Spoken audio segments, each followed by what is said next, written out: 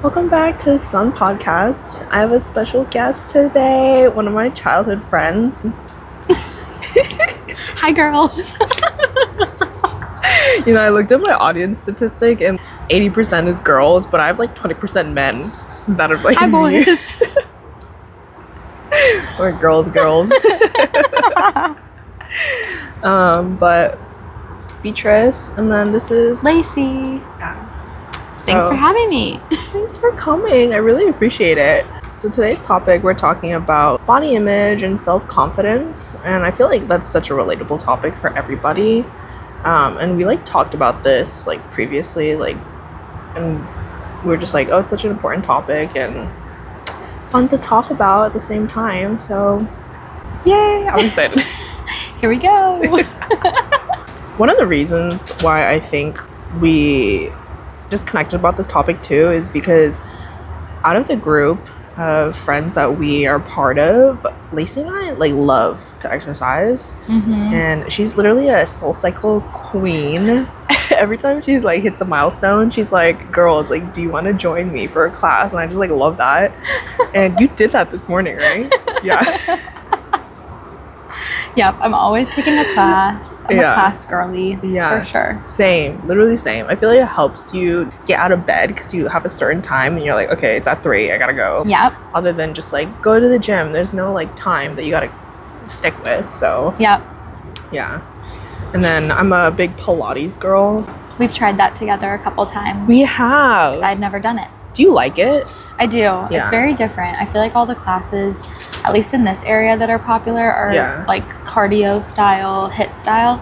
But I liked with solid core and just Pilates in general, being able to slow down and still feel like you're doing something positive for your body without the I'm gonna sweat this much and I'm gonna be running through a wall. Yeah, exactly. Doing that type of exercise. So I like it. Yeah. It's fun to slow down, and it's so hard. It's harder than you'd think. Right. Yeah, it's a lot of using your body weight. So you're right, there's less cardio, so it's less of that sweating profusely and your heart rate just being through the roof. I feel like that cardio gives you. So yeah, it's all about your core strength too. Yeah, which exactly. I have none of, and so I'm learning. Honestly, I don't think anybody really does until they just work on it specifically, because it's core strength, in my opinion, is the hardest to absolutely work on. Absolutely. Yeah. But so that's why I like Pilates. It forces you to work on that without you're just not thinking, and they're yelling at you through the class with pumped up music. So that's I feel the similarity between SoulCycle and Pilates. They're in dark rooms with amped up music and someone yelling at you. Yeah, which I need. I need to be literally screamed at to do anything difficult. If I go to the gym by myself, or even with a friend or something, I always give myself an excuse, leave early, or, oh, I don't really need to do this or that. That's true. Yeah. So it's more of a commitment to yourself type thing. Right. Agreed. Okay, so I kind of wanted to start from just the beginning, conception of life. Come out the womb and yeah, because you know what, honestly, self-confidence and just body image is not really a thing that you have to think about and you're by yourself. Who cares, you know what I mean? It's just a thing that comes to your mind, or something you realize once you live in society and you're oh, people judge me, you know what I mean? So for you, when did you first realize that was even a thing? You realized I'm laughing because I've always been extremely hyper aware of how I look and how I'm perceived by the world. Yeah.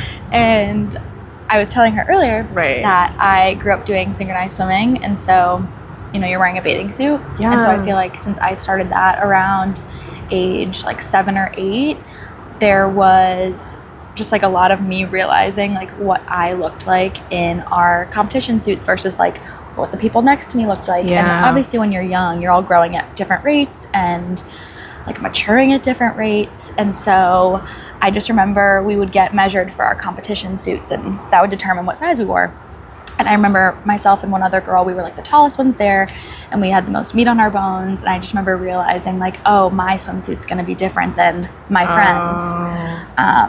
And so I think that's kind of the first memory that I have of anything like that. And since then, I've always been very hyper aware of how I'm like looking and how I'm perceived by others in that way. Yeah, that's crazy. It's like, so crazy. It's so young. Wow. And it makes you think a lot about too, like just at least the sports or the hobbies that kids do, where that might be something that they start to think about really young, like cheerleading or gymnastics or dance or dance, something like that. Because I think that might be something that resonates with people who started those things pretty young too. Yeah, that's such a good point.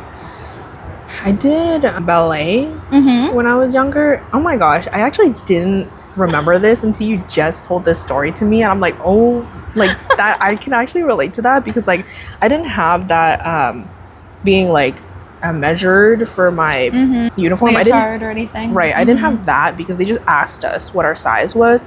But you know what I do remember? I actually did ballet ever since I was younger, and you have like that pole and you like hold the pole and then bar. The stereotypical image of like all the girls lined up like holding the bar, like doing the arms and the legs. Yes. Plie.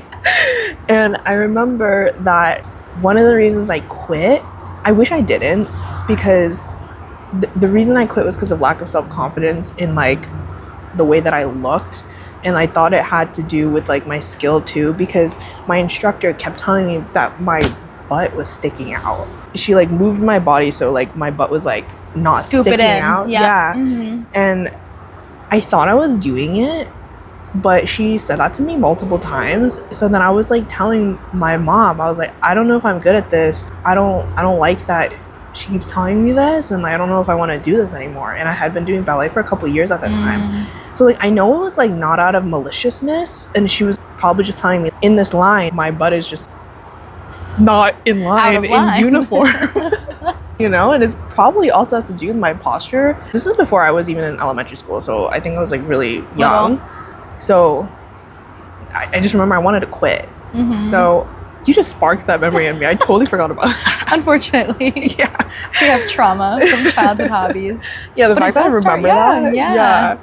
That's crazy. Yeah, that's so true. I know it's not on purpose, but it's just like it makes you. Yeah.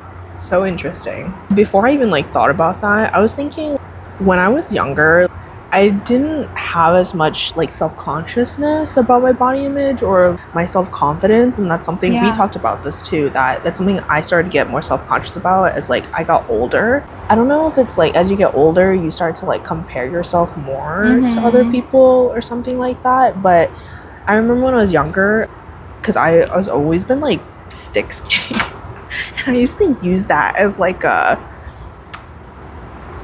something funny, because my friends would be like, oh my god, you're so skinny. Like when I was like literally in elementary school, they're literally like the same size as me, but they were just, I think it's just like the Asian stick skinniness. And I would go like this back then. If I sucked my belly in far enough, I would be able to touch my fingers around my waist, and I would be like, guys, I'm so look funny at this.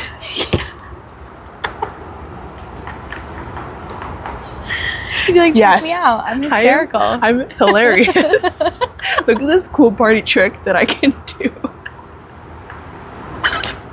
I remember that was my go-to. There was like this one time I was over at a friend's house and she was like, Dad, look what Beatrice can do.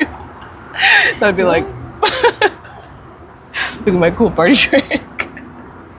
Oh my gosh. So like, that's just, so I remember I used to do that, but it wasn't really like self-consciousness. It was just like, so.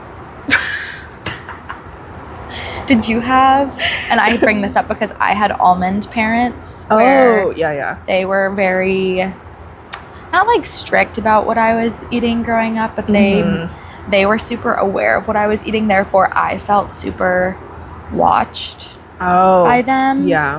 And I was always a picky eater, and I still really am. Nothing's changed. But I also remember like growing up and even like my after school snack or whatever it was, like I just remember being very closely monitored, and that always made me feel some type of way, because I was like, I'm literally a kid, I'm growing, my body is not permanently, gonna be a certain way if I'm in third grade, And so I just remember being very aware of like feeling watched by them and then feeling like, oh, am I, like, is something wrong because I'm doing it that way. Wow. And I've always, like, I'm like, full transparency, I've always had struggles with my weight. And like, even as a kid, I was always over what I should have been, right, by doctor's standards. So I just always felt like people watching me or like watching what I was eating or taking note of that. And I feel like that's something that literally carried through. Right. Even to now, I'm very like aware of what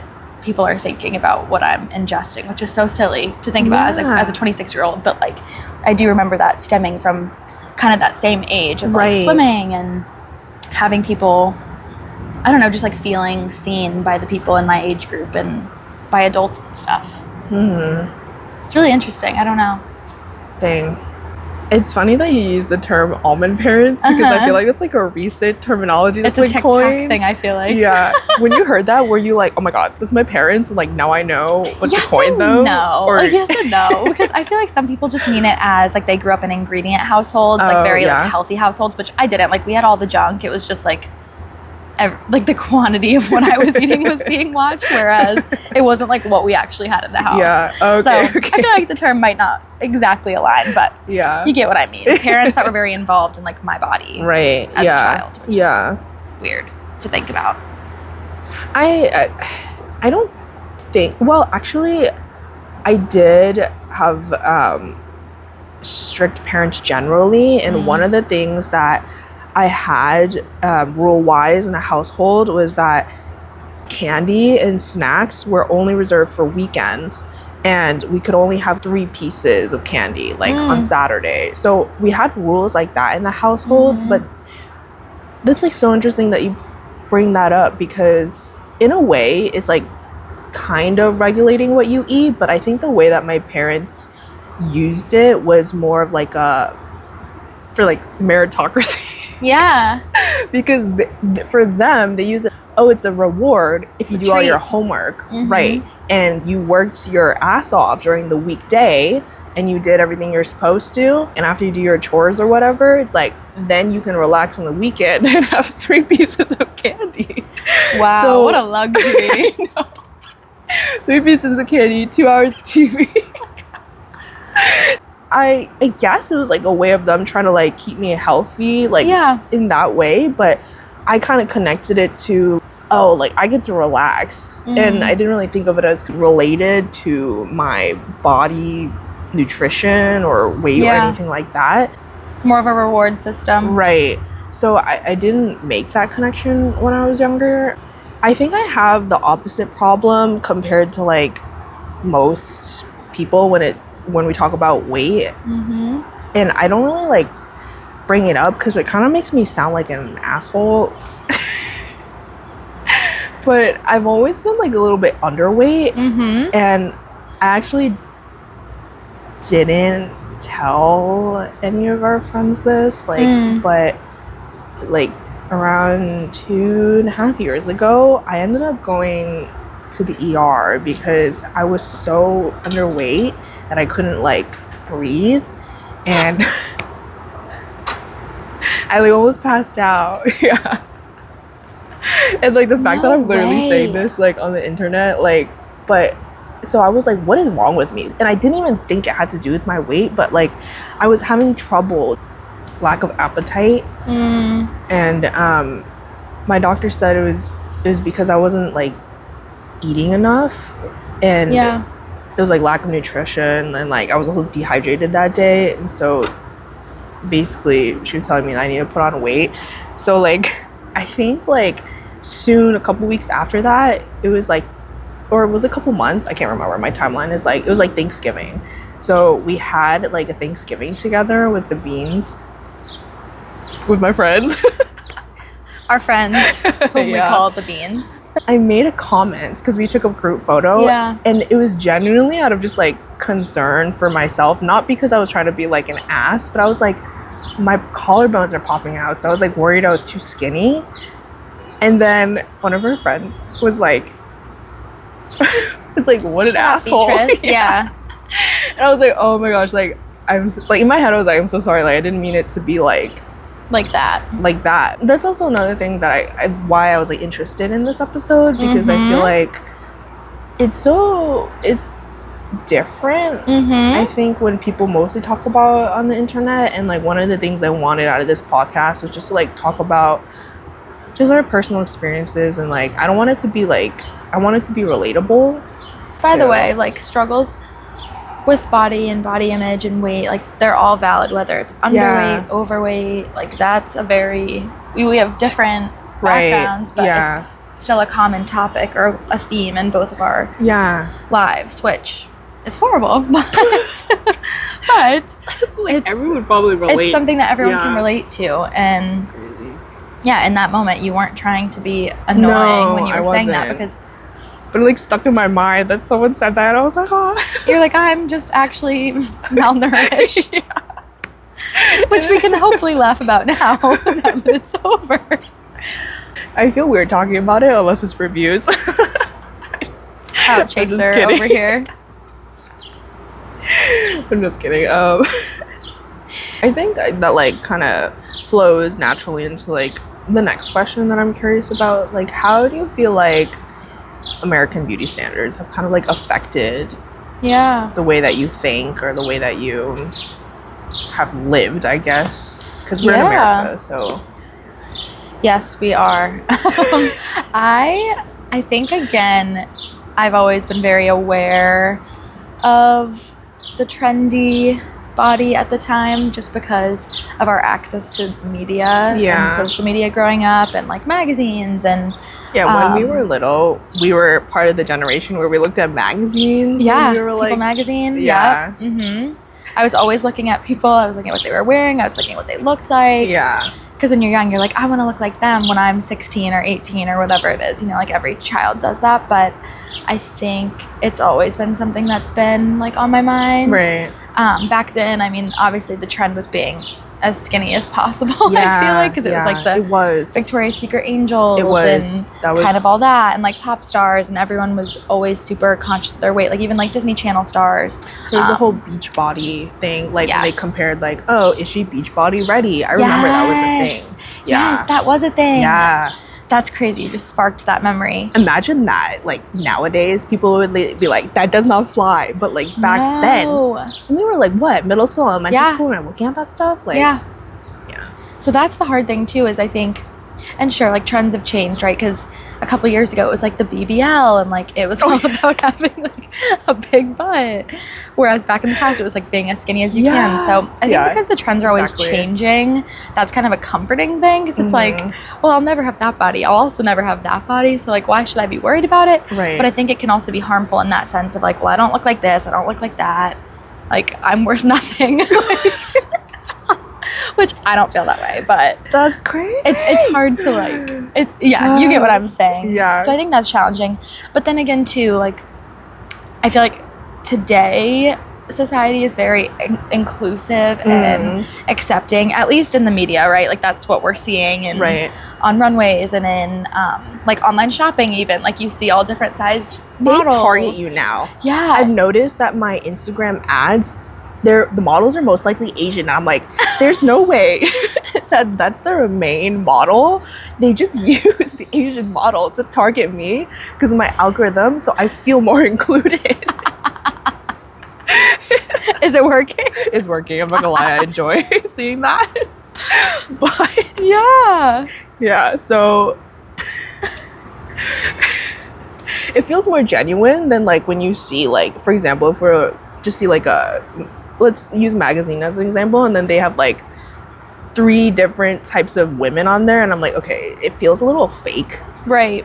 Like staged. Yeah. So I will say the social media is good for that. Yeah. But anyway, sorry.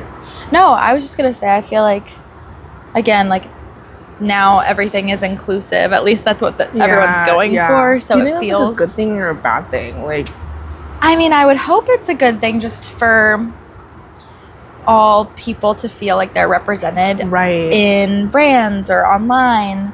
But then I can also see how it could be like misconstrued or look fake or like look a certain way, because it might not be genuine to a certain brand to have like, I don't know, I think it depends on the brand and like what they're going for, but I think it can probably be done like a little too hard or like too much in the sense where it wouldn't feel genuine to a certain brand or like person. But like, it's obvious they're trying to get money rather than like connect with their customers. Their customers.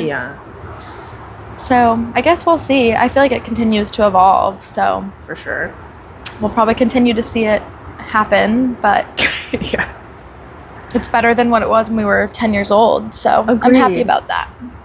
We talked about like before, we talked about how as we got older, like we were more conscious of just our self-confidence and our body image. So do you think that started like, do you think even though we looked at those things when we were younger, like the magazines that you just referenced, like when we were in elementary school or middle school, do you feel like you're more self-conscious now versus when you were looking at those magazines at that age? Or that's not the case? Because it sounds like that was the case, and it's kind of just like interesting, that development, like even it seems like that's more harsh to look at when you're like 10, right?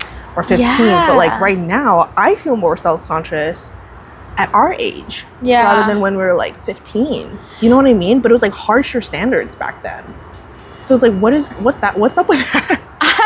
I completely agree. I think when we're kids, like, it's hard, right? Because we're looking at things from a kid's point of view. So it's like, one day I might look like this person. One day I might this or that. The hope and potential. But it's still extremely toxic because, again, it's like somebody I'd never have the same body type as or like the same hair color or whatever it is. But I think growing up, like even teenage years, college years, I was extremely conscious because I think also, and I don't know if this has anything to do with it, but when I was single, I was extremely conscious of how I was perceived. And, you know, like, I don't know how to say it without saying, like, not to, like, remove myself and, like, sexualize myself, but I was always like, what do I look like to men? What do I look like to, you know, people that I want to go after, like, socially? So I think in that sense, I definitely agree that my consciousness of things definitely got worse as I got older. I agree with you. Which is crazy. It's crazy. I think you hit it on the head. Yeah. What the? I agree with you 100%. That's crazy. And I don't want like people to think we generally think of ourselves in like the point of view of dudes, because I don't think those types of girls even. No. Our friends are like literally all female. I feel like we're very much like girls and we don't even think like, but it's just like the reality of of society. And I think if people say that's not the case, they're kind of just being like delusional and trying to be like pick me and be like, you know, don't think about yourself like that. It's like, how do I help it? Everyone goes through this. That's crazy. Especially Good if point. At least like my college was very focused on like hookup culture as opposed to people in relationships, and so I was always thinking of myself in that way of like being perceived by men who didn't really want anything serious, which again is something very different than when you're like looking for a life partner. So that could potentially have had something to do with it too. But I mean, everyone, and also you're drinking a lot, you're eating a lot, you're not like in a routine really when you're at school. At least I never was. So I think there's just a lot of emphasis on, I don't know, like how you look, what you're wearing to blah, blah, blah event or tailgate or whatever it is. Like there's just a lot of that. And a lot of the girls, at least that I was friends with, kind of were the same way and same mindset, which again, very toxic. But it was something that we could all like at least relate to. Right. And have common ground, even though it's over a very toxic and controversial topic. I think like college is also the first time we're kind of away from our parents, just like living on our own as like young adults, and we're like exploring just like who we are and how we act in social situations. A lot of social situations, like it involves like, you know, men, I feel like. So I didn't really get into like the hookup stuff in college because I had 2 official relationships. It was actually post-college that was even like a thing. And I would agree with you. I think when that kind of was more prevalent in my life, I got into more of like as I got older, I was like, oh, this guy's like seen more women, you know, or like dated more women. And I'm kind of like, how do I measure up? Yeah. Or like, how am I different? Like, why would this guy like me versus other girls that he's like went on dates on? And it's just like, and then you start to think about like your self-confidence generally too. It's kind of like, okay, I'm not that special. Yeah. You know? Yeah. So Lacey's like so good at just like summarizing things, and I'm like, yes, that's so true. Like, snaps for that. Yeah. I love to talk, so I'm happy to be a guest. I'm so glad that she's here and agreed to do this with me. You're in a relationship right now, so yeah.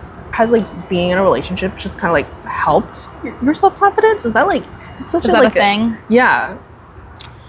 Not a controversial like question to ask. It's not. I think controversy. I think I mean, self-confidence, I keep it very like it's very independent because it's about you, and so I try not to ever like involve my boyfriend in any of those things. Although I'm very open with him. Like if I'm feeling like crap, I'll be like, I don't want to wear this, or I don't feel like doing this or that. I feel like he's very understanding, and I've also been with him. So 4 years we've been together, and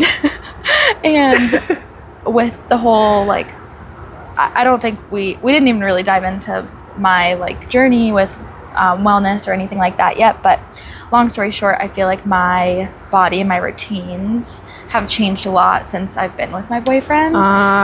He was with me when I was at my very low. He was with me when I was like doing, thriving, and then during COVID it was bad again. And so I feel like there's something to be said for that too, because physically and mentally I have been in very different places, but I've had the same partner. So like I would be curious to hear his perspective too on like what that has been like. But so interesting. It is interesting, and it's great that we've been together this whole time, because there were questionable times where like I was not myself. Right. Or I was like working up back to be where I was, or whatever I was going after.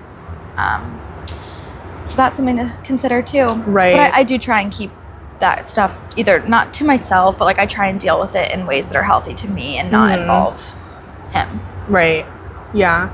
Because it is like sense. It does make sense, because it's like literally self-confidence. You can only build it on your own. Nobody can like build it for you. Maybe they can be a supportive partner, but yeah. So oh my gosh, Lacey just touched upon it. She did like the 75 hard. Yeah, I've tried everything.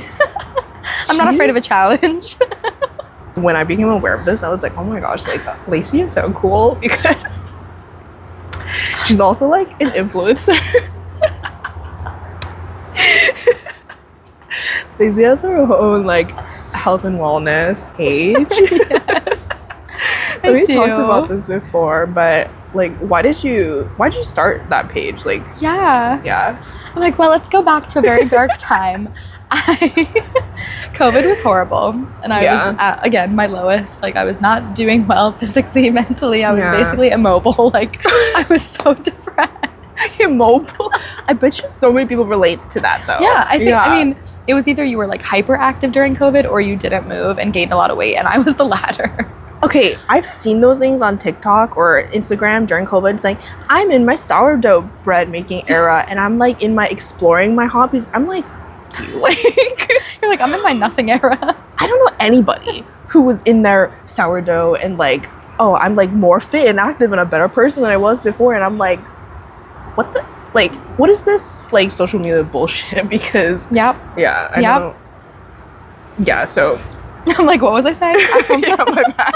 I keep interrupting you. No, I love it. Yeah, so COVID was bad.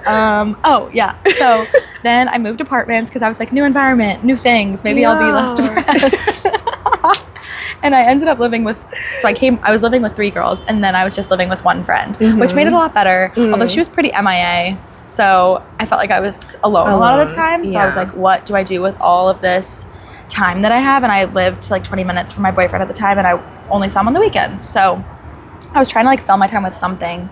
And I think I was about to turn 24, and I was like, oh, I want to do some sort of wellness challenge, going into the winter, because in the winter in Boston it's just like it's horrible. It's the worst place to be. Dead. Everyone's sad, and nobody goes out. No, and I love my birthday, which is in December, so I was like, I want to feel good going into this new year, and I want to like work towards something. So that whole fall I did 75 hard. So in summary, it's like you read a certain number of pages a book a night, you journal, you take like a photo every day of yourself, you go to the gym.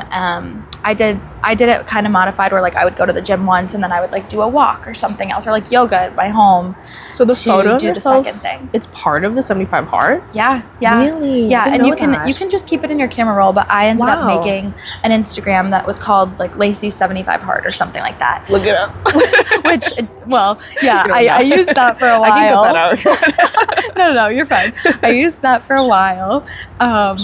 Just to document like each day, and, it just helped to have something to look back on, especially as I was starting to see progress and results and stuff. And then once I made it through that challenge and like got through my birthday and everything, I had a lot more mental clarity and I was like feeling good. So I wanted to continue doing wellness type things. So I ended up changing the name of the page to Lacey K Wellness, which you can follow. Hit me up on Instagram. Please make her famous so I can say that I'm like friends with an influencer. No. But again, it was just like something to keep myself, I guess, still on track. Or felt accountable. And by that point, I had accumulated a bunch of our like friends who were following, or people that wanted to watch the journey or whatever it was.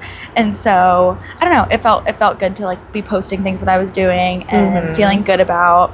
And now I just post on it whenever, just for like more update type stuff. But I'm thinking about ways I can start incorporating it more and more. And but it did all start with that challenge, which was really, really difficult and kind of reset my whole perspective on like what wellness is. But she kept up with it so well. I was like, I had no choice. I made the commitment to myself. I'm very disciplined. That's awesome. I like was inspired and I thought about doing it myself. But as I was thinking about it, I was like, this is so hard. Like, I honestly don't know if I could commit to it honestly and like go through all every day what you did. So I never ended up doing it. But just the fact that I knew that I don't think I could. So I was like, And there's so many other things. Like, they ended up making a 75 soft, which is a different, more modified challenge. Like, no one has to follow any challenges. This was, like, for me, something that I was following by the book to, like, get things going and get movement. But for anyone else or people that aren't even as motivated by that kind of discipline, like, you could even do 30 days of this. Like, I'm going to drink a liter of water every day for 30 days or something like that. That's still wellness related, but not as regimented, because again, it doesn't work for everybody. I mean, I don't even think the 75 hard is that wonderful. Like, it is, I think, kind of toxic in a lot of ways. Like, it promotes, you're working out twice a day, which I don't even do now. Do you think it's toxic for certain people? Because some people might start it thinking like, because we're talking about like body image and self-confidence. It sounds like you started because you were like, I am like down bad. Exactly. COVID, and I gotta get down out bad that like crying in the gym. Like Taylor Swift says. It's a lyric. I'm not. But that was me. Yeah. Okay. I love the honesty. But some people, they start exercise because they're like, I want to look a certain way. And in my opinion, I think that kind of motivation never holds up long enough for it to come to fruition in a way that's like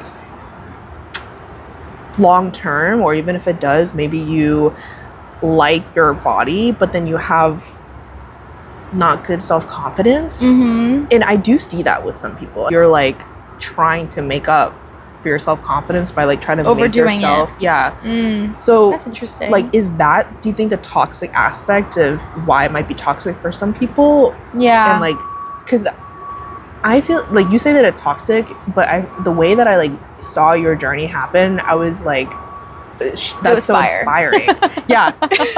The content was fire. You say it. No, I think so I agree. I think because I've now like done it, and it's been 2 years since I did that whole challenge. I think looking back, it was toxic in the sense that it promotes overdoing it, because it promotes working out a ton, sticking to a diet, drinking lots of water, like doing things that aren't necessarily attainable for like your everyday person. Right. So that in that way, I think it is. And 75 days is also a really long time. Like, it doesn't seem like it, but it is. And so to have to commit to that, and like, I wasn't, you know, there were other sacrifices I made when I did that journey. Like, I wasn't seeing my friends as much because you don't drink alcohol when you're on the challenge. So like, socially, I feel like I cut out all my friends because that's all you do at 23, 24. I loved that you did that. Yeah. Because I also cut it out around that time. Yep. And literally like a year after COVID, I think I cut out alcohol. And everyone was like, why are you not drinking? Blah, blah, blah. Or like when we did gatherings, like there would be some alcohol, right? And I wouldn't drink, but I had another like friend to do it with who didn't drink. So like I remember when we would do stuff, and then sometimes we would get champagne or something, and then you would be like, oh, I don't drink, and I'd be like, yes, we can get something like, different, and we can finish it together.